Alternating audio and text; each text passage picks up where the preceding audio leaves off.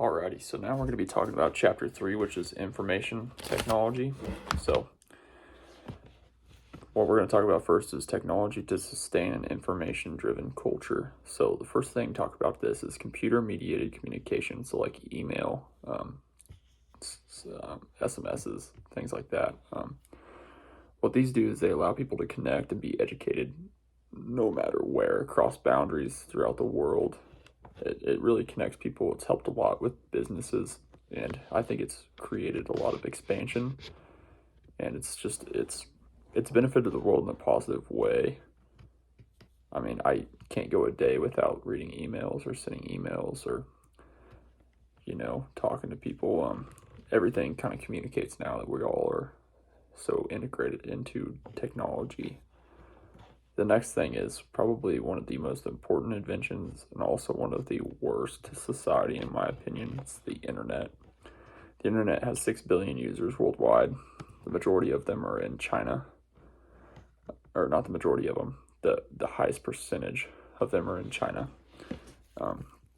It's the most important because we have all the information we could ever want at our fingertips.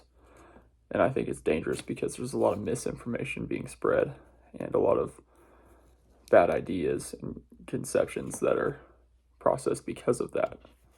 So I think it brings us together, but I also think that it divides humanity as a whole, and we become too consumed in the internet.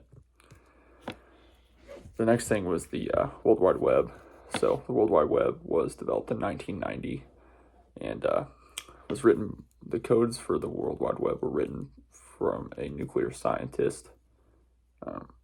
From that, we got, Hotmail and HTTP. Super kind of novel. It's very basic at its core, but it's kind of blossomed into a very complex algorithm. E-commerce is something that has exploded in the last 10 years. I mean, we have Amazon, Walmart, you can order anything. You don't even have to leave your house for your groceries anymore or go to fast food restaurants. E-commerce is insanely vast and broad. And in today's society, you could almost be completely non-social. You could stay in your house all day, do work, order food, order your groceries, and shop all at your desk, which is insane. If you were to tell our grandparents about that, they'd probably laugh in your face. So we also have online education, which this course is a good example of that. It allows people the opportunity to become educated no matter what their schedule looks like. It kind of works to them to some point. The telecommunications network, like one thing I like to think of is like Skype, Microsoft Office, things like that.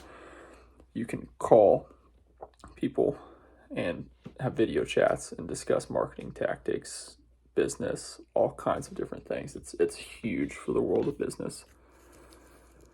And then intelligent software, we have AI now that can write papers. You can tell it anything and it'll come up with a very educated answer.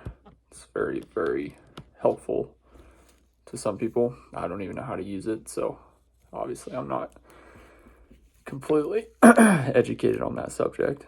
But another really cool thing that we have now is virtual reality. It's really cool. You can put on like an Oculus. I believe Facebook owns it now, but you put it on and you're instantly in a different environment.